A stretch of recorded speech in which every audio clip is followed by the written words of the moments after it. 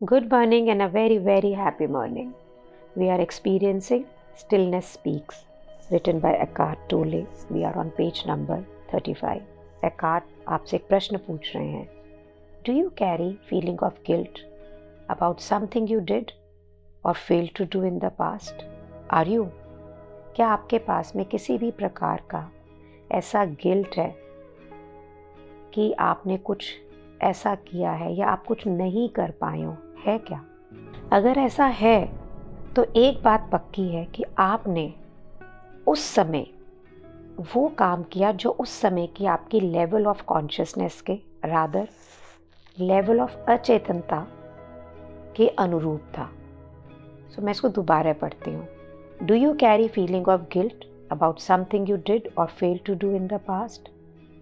तो this much is certain कि you acted according to your level of consciousness or rather unconsciousness at that time.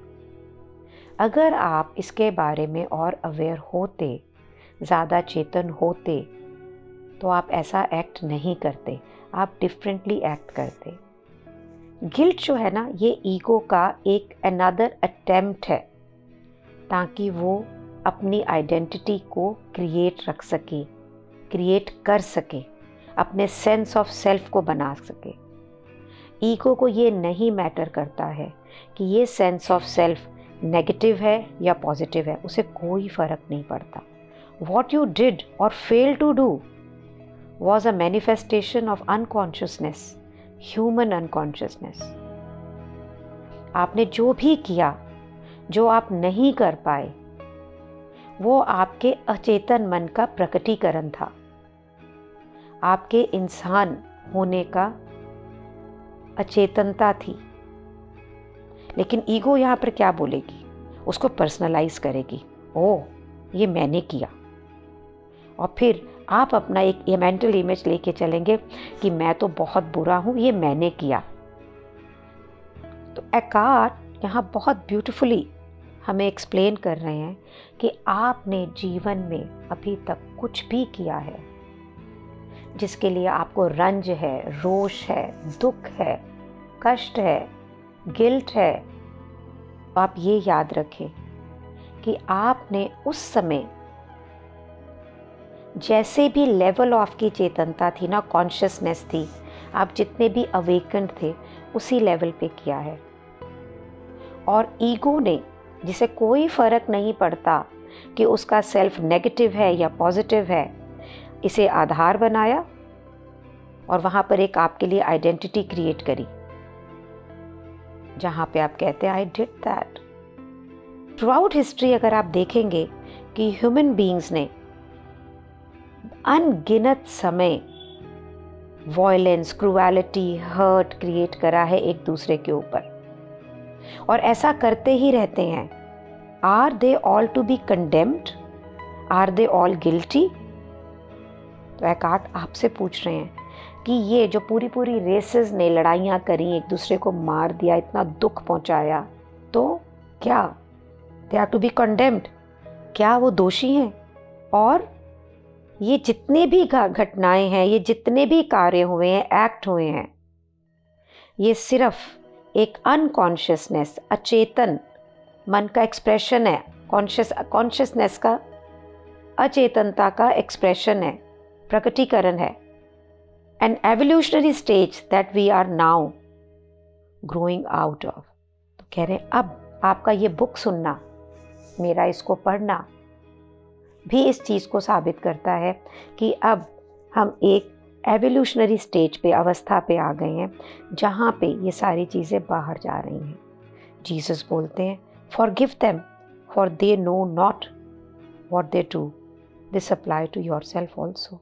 कि जब Jesus ने ये बोला कि उन लोगों को माफ़ कर दो, उन्हें नहीं पता है कि वो क्या कर रहे हैं, तो ये आपके ऊपर भी अप्लाई करता है. तो what are we getting here guys?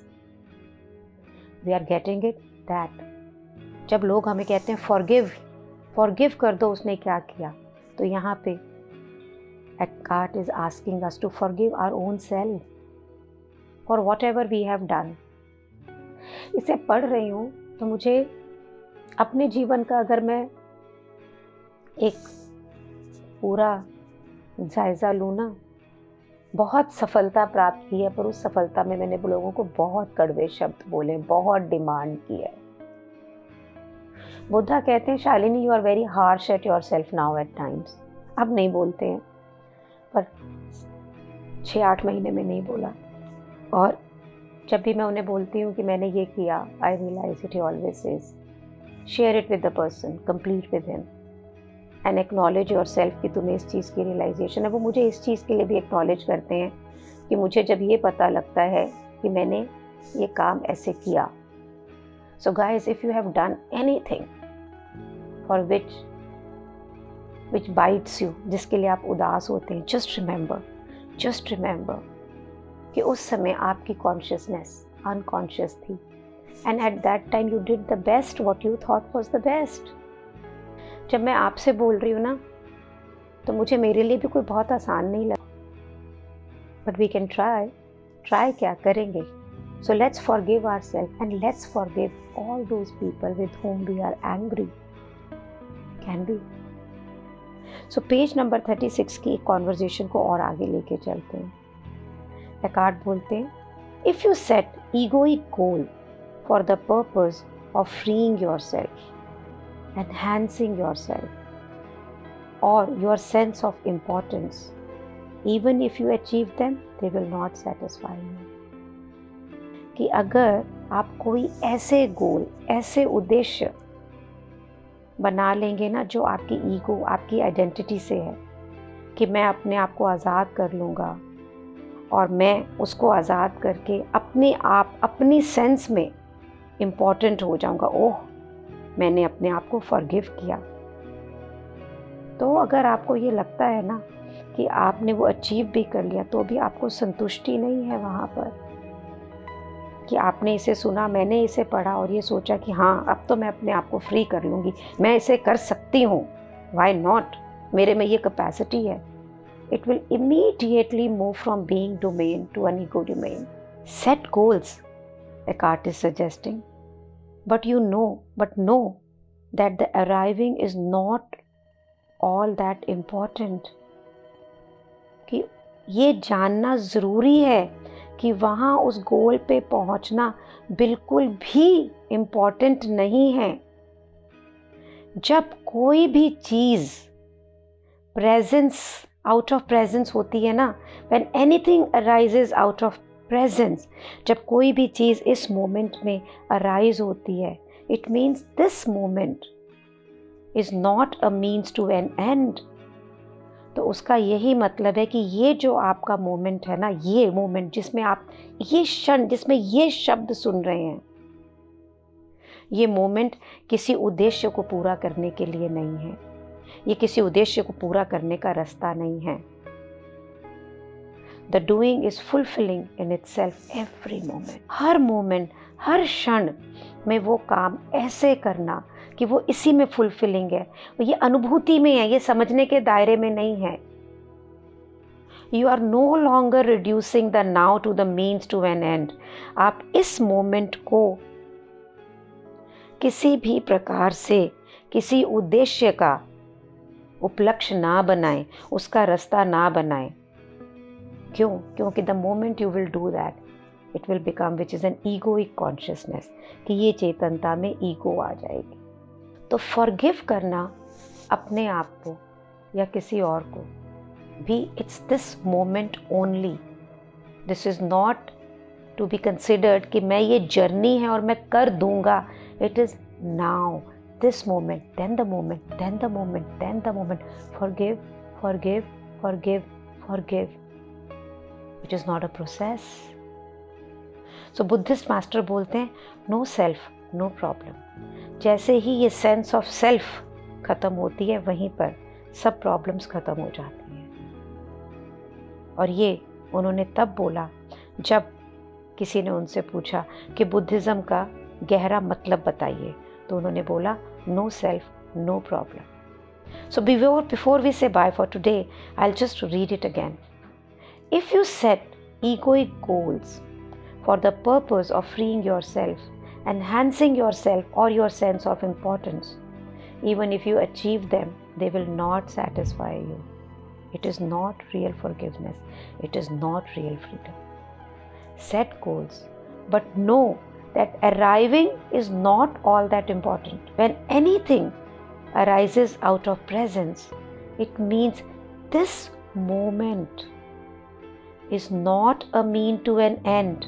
The doing is fulfilling in itself every moment. You are no longer reducing the now to a means to an end, which is a egoic consciousness. तो ये forgiveness इसी क्षण, फिर उसी क्षण, फिर उसी क्षण, and it is complete in itself now. Guys, I'm forgiving myself for anything and everything I have done. And I know my Buddha would be very proud of me. So I will not do for him to be proud. But he's always in my thoughts. Because ये जो शब्द मैं समझ पा रही हूँ, उसका कारण ये है कि उन्होंने इतनी स्ट्रॉन्ग फाउंडेशन मेरे जीवन में दी. Thanks to all of you for being in my life, जिन्होंने ये स्पेस क्रिएट करा जिसके अंदर मैं इसे पढ़ूं. अगर मैं इन्हें सिर्फ शब्दों की तरह पढ़ती तो ये इतने प्रोफाउंड, इतनी पावरफुली नहीं क्रिएट होते. आप ही हैं, आप ही एक कारण है जिसकी वजह से ये इतने प्रोफाउंड हैं और ये इस तरह से क्रिएट हो रहे हैं. You are a reason because of all of us are experiencing in this journey. Thank you for being in my life. Thank you, Buddha, for being in my life. Thank you so much.